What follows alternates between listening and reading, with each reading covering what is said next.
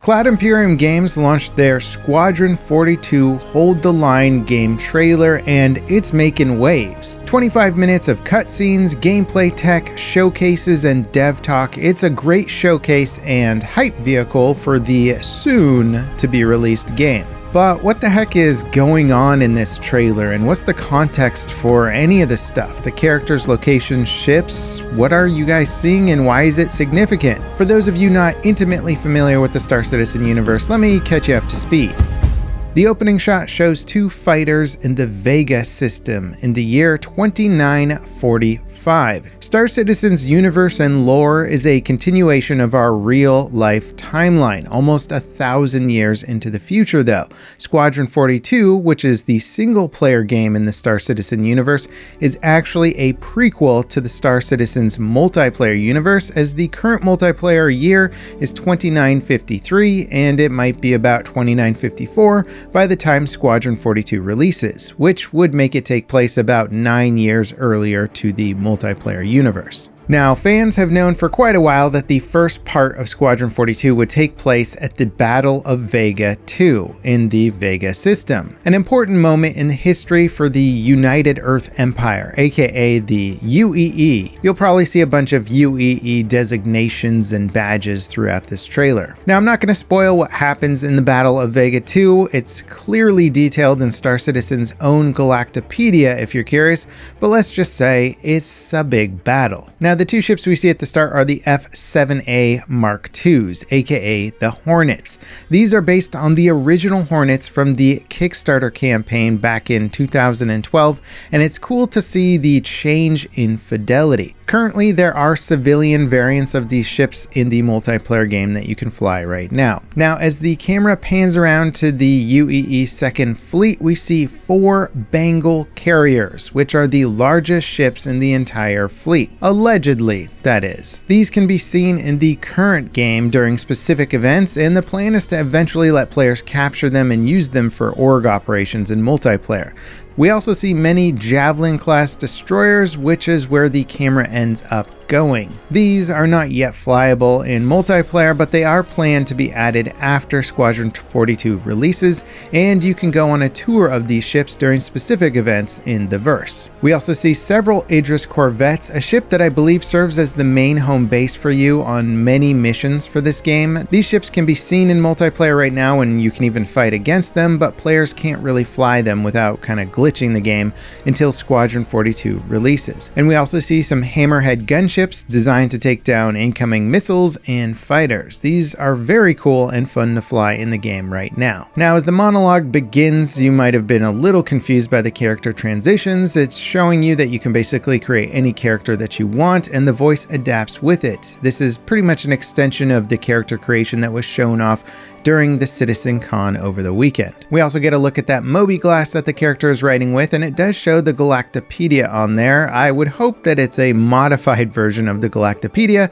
since it would be kind of funny to read about the Battle of Vega 2 before it actually happens. Now, here is Gillian Anderson's first appearance in the trailer, showing off the updated character rendering system. She plays Rachel McLaren, who is actually the daughter of Admiral Bishop, who you're going to see in a little bit. She's one of the 3 main cast members being rendered at higher fidelity for this trailer, along with Mark Hamill and Gary Oldman. Also, this developer here has a Horizon Zero Dawn tall neck made out of Lego. It's not really relevant, I just thought it was cool. Here we see some sort of large space station hangar fly through, oddly at a low FPS, showing that they still need to do some optimization on the game. I believe we are now in the Odin system, where the majority of Squadron 42's campaign will take place. Looking at the online star map, you can see that Odin is several jumps away from Stanton, the current system in Star Citizen, with Nyx and Pyro on the route to get there. Eventually, this Odin system will be a playable location in multiplayer once Pyro and Nyx are in the game, completing that bridge of jumps that players will need to make to get here. Now, the fly through the hangar looks really cool with a few recognizable ships from the multiplayer, and then this guy, a Sidnius mining drone. These kind of look like ticks, and so far they have only been confirmed to be in Squadron 42, as much as I'm sure some of you would love to fly these things around in multiplayer and munch some asteroids. Now, the mission that the player is on right now is to assist a starfarer that seems to be under attack from a pirate gang with the Drake Buccaneer in the targeting window. The MFD actually shows the pilot's name and what flight mode they're in, which is pretty cool. Here we see the new zoomed combat in action. This is a new mechanic for more precise shooting in space combat. It does look a little bit clunky here. Maybe they need some input tuning to get it smoother, or perhaps the player isn't that skilled, which we saw a lot of during the citizencon presentation. Now, at the moment we're flying the Gladius Light Fighter, which is going to be one of the main ships that you fly for Squadron 42, and the ship's holo radar at the center seems to be significantly updated. It does still seem kind of difficult to read, but in general, maybe there's some settings that can be adjusted to zoom in or simplify things to be a bit more usable in combat. Now here the player is down on one of the planets in Odin, I believe. We see new bat-like creatures flying overhead, a boat providing alternative ground transportation, and new water physics. And the new planetary biome detail looks absolutely fantastic as the player progresses towards a very large dam. Hiding from a cutlass flyby overhead, the visual cover seems to be useful against ships, which is cool that stealth is needed for more than just infantry targets. Up in the sky, we also see a terraforming orbital platform. They use massive lasers to heat the planets and probably do other sciencey things, but it is cool to be able to see things in space from the ground.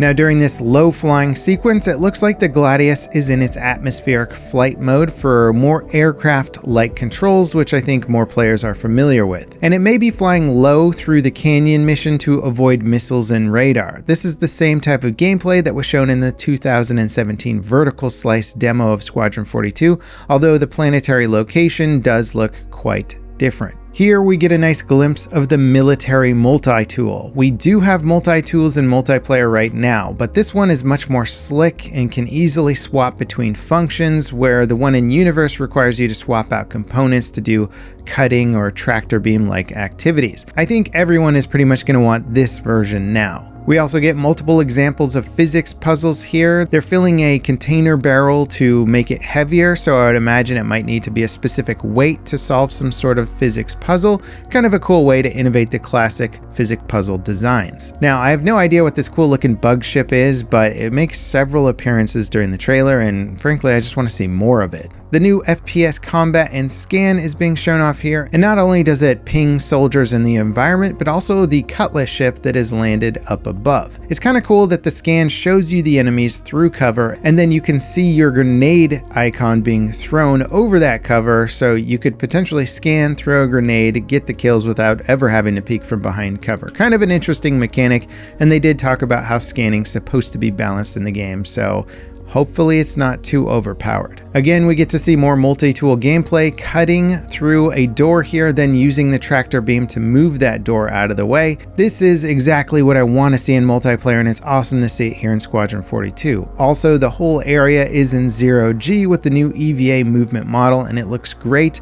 I can't wait to see the kinds of physics puzzles and fun that happen in 0G. It kind of opens up all kinds of new opportunities. Now we get a closer look at the terraforming platform that we saw from the planet. The ring of clouds below suggests that maybe it's still active on this planet and was recently active, creating sort of a ring around heat generation or something like that. Now we're looking at the interior of a Shubin mining facility. Shubin is a major corporation in Star Citizen that you can see in the multiplayer verse right now, and it's still heavily active in the Odin system, extracting resources around the coil, which you'll see more of later. And this scene with 3 soldiers might still be on the Shubin facility or near the coil due to the electric arcs seen in the background. Now we get to see some pirates EVAing from a heavily modified Cutlass to intercept an M50 racing ship. Now the Cutlass is available to fly in multiplayer. It's one of the more popular ships right now, but it doesn't look like this because this one is heavily modified with different engines and different stuff on the front of the ship, and I wonder if modifying ships like this in multiplayer will be available at some point, or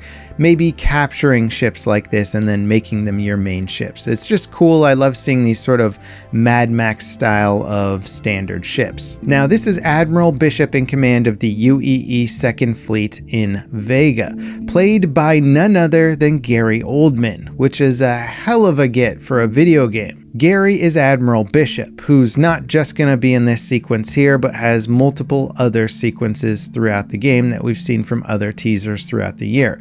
And in this scene, he's delivering a very brave-hearty speech to motivate the troops to fight the Vandal. Next to him is Captain Thomas Wade, played by Mark Strong, another very accomplished and recognizable actor. As it pans out, we can see they're on the bridge of the Bengal carrier, which is allegedly a location you'll be able to go in the game, so I believe the entire interior of this massive ship is modeled out so that you can traverse through it, and of course it includes this immaculate and massive bridge. Now, the flyby of the Bengal shows way more detail than we get to see in the multiplayer. I know some of that is due to the upgraded lighting engine, but also CIG hasn't wanted to put full interior models of these unreleased ships into the game, because players will inevitably find a way to get inside and spoil some of that detail before Squadron 42 ships. Now here we get to see John Rhys-Davies playing Randall Graves, an ex-UEE Navy personnel serving as Chief of Security on Archon Base, a space station near the Coil. You may recognize him from the many roles he's played throughout the years, though Gimli from Lord of the Rings is a standout role for sure. He was also a cast member in past Wing Commander games, directed by none other than Chris Roberts himself. I don't believe his character has been updated yet to the same quality standards as the others, but I would imagine that that will happen in the Polish Pass. His jacket badge shows the UEES Chimera, which is a Pegasus-class escort carrier that he used to serve on before going into the private sector. I believe we'll be seeing some of these escort carriers throughout Squadron 42. Now here we get to see how far CIG has taken the game visually. If you ever wanted to see proof of where some of that money is going, I think right here is a good example. Mark Hamill is shown off again, looking better than ever. Mark plays Lieutenant Commander Steve Colton, also known as Old Man, which you will see on his call sign when he videos into your Gladius MFDs. He's basically the guy that shows you the ropes of combat, kind of plays as your partner alongside you for a lot of the game. He's also worked as a character in past Chris Roberts games, so that's pretty cool. Also, I assumed most people know who he is, but in case you didn't, he plays Luke Skywalker in Star Wars. And as if this trailer wasn't name-droppy enough, you then get to see Ben Mendelsohn's character, who plays the villain in Rogue One, a Star Wars movie, Liam Cunningham, who played a major role in Game of Thrones, and Rona Mitra, who I recognize from Underworld: Rise of the Lycans, if you remember that movie. Actually, a pretty decent vampire Lycan film, if you're into that kind of thing. And again, I don't think these characters are quite at the new character model standards just yet. Now here, we get to see the fidelity of the inside of an Idris flight bay. Comparing it to the 2017 interior, it is night and day, and a great example of how they've been upgrading the game through the years. Again, this massive ship will release to the multiplayer verse for players to actually fly and control when Squadron 42 launches. A cool new thing here is the effect used for when a ship passes through the force field of the flight bay. It looks really amazing. I hope we get to see that in multiplayer soon. And also the NPC carrying the fuel hose is impressive. The animations here are really clean and high fidelity. The mocap studio that CIG built to make this game, I would say, is paying off right here. Now here we're looking at more Idris interior shots, but I gotta say the animations for even the basic stuff is nuts. It just seems really clean and you're not noticing weird animation transitions. Random NPCs just walking around doing regular tasks look super real, more real than I would say in other games that do this same type of stuff. Here we get to see some of the new cockpit interactivity where your player pushes all the buttons manually. Basically, there's animations for everything you activate and deactivate in the game. We also get to see the Idris launch sequence from the flight bay. This was actually shown in the original 2017 vertical slice, but the comparisons again are insane. Also for the sequence, it kind of seems like the ship is maybe holding the fighter in place with a tractor beam while it powers powers up the engines for the full speed and then releases it. It's a very cool homage to Top Gun and carrier catapult launches. Also on the way out, we get to see a nice view of the coil in the Odin system. This is sort of a space phenomenon that scientists think was created by the collapse of this system's white dwarf star. Described as a storm in space, it looks extremely cool. Now here's a look at the Idris armory, showing off the R97 shotgun, which is currently usable in multiplayer, and I gotta say, it is a fantastic gun.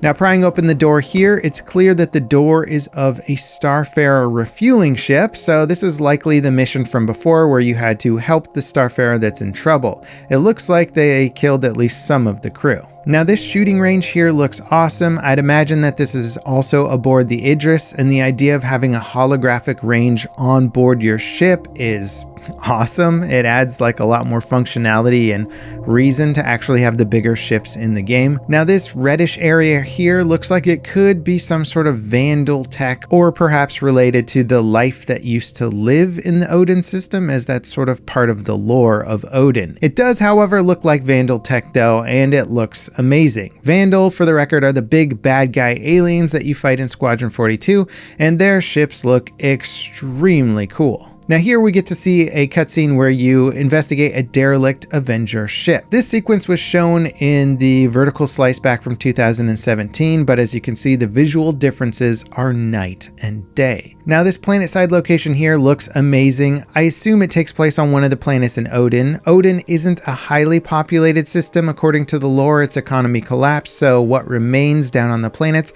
is kind of a mystery to me at this point, but I have a feeling we're going to learn a lot more about it once we get to play the game. This shot here is also awesome. It shows the player pulling themselves through zero-G using the tractor beam on a heavier object. It's something that you can actually do in Star Citizen right now, but currently all of our suits in multiplayer have thrusters, so we don't really need to. Here, I believe the player has no thrusters, so you're going to need to pull yourself through space, and that seems like a fun little physics puzzle for players to do. Now in the background, we see the lightning strike some weird alien-looking object. Thanks to YouTuber Jail for pointing this out, it actually looks like the Xion, which is a different alien race in Star Citizen, and their Raylin cargo ship. And in fact, these floating containers look like they're from that Xion ship. Clearly it's been damaged or disabled, and we don't have this ship in the multiplayer verse yet, but CIG has confirmed that they're working on getting it to a flight ready status, so that would make sense if it's an asset in Squadron 42. And in fact, there's even a line in the trailer that seems to shed some light on what we're looking at.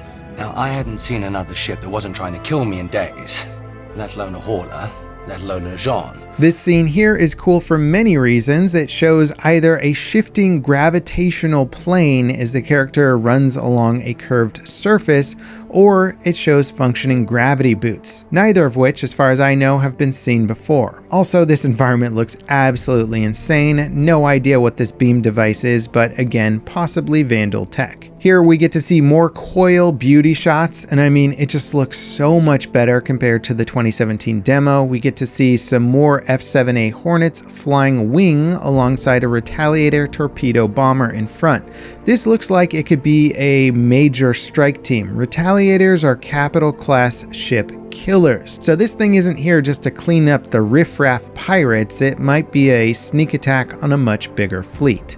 This is an updated look at the bridge of the Idris. The holo map looks like it might feed off the same star map tech that was shown off during citizencon, and considering that other ships like the Carrack and the 890 Jump have the same types of holo tables in them, I'm very excited to see what kind of tactical options they can actually provide. Can you command an entire fleet from looking at one of these holo tables?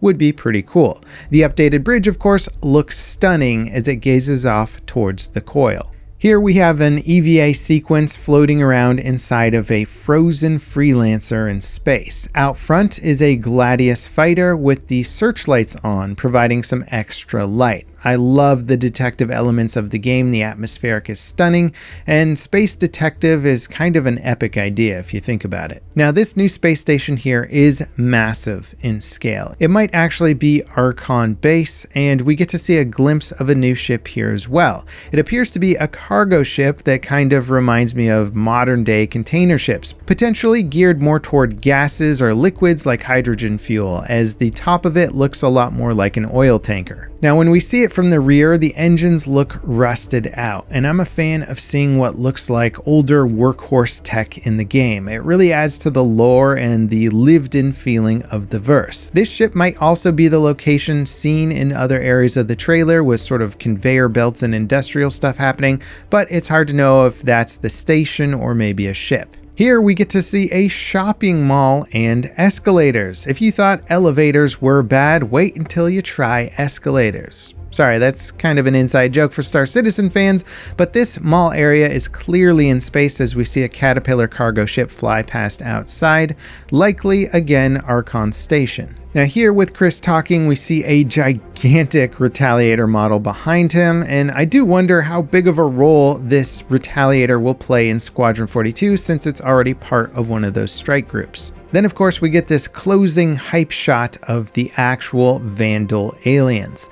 This drilling-like red ring is almost certainly part of the Vandal Cleaver, a ship designed to cut its way into others for fast and lethal boarding operations. It's something that was teased and/or leaked quite a while ago, and it's cool to see a little bit more detail from it. And yes, the Vandal look incredible and also huge. It would be terrifying to have a hole punched in the side of your ship and then a bunch of these guys pop out. Also, not it to be the guy who had to figure out how to make these things punch holes through walls in a convincing way. I'm sure that would be a pain in the butt, and I do wonder if that's going to work in multiplayer. Not gonna lie, I would love to be the guy who gets to board somebody else in this manner. Anyway, I hope that gives you a bit more context for the trailer, some of the narrative background, and why seeing some of this stuff is exciting for fans of the multiplayer. Leave a like if you enjoyed this overview, subscribe for more info, and next up, check out my CitizenCon recap where I break down essentially 12 hours of CitizenCon info into a 24-ish minute video. There's some really cool tech there, you don't want to miss it. As always, thanks for watching guys, and I'll see you next time. This is Level Cap, signing off.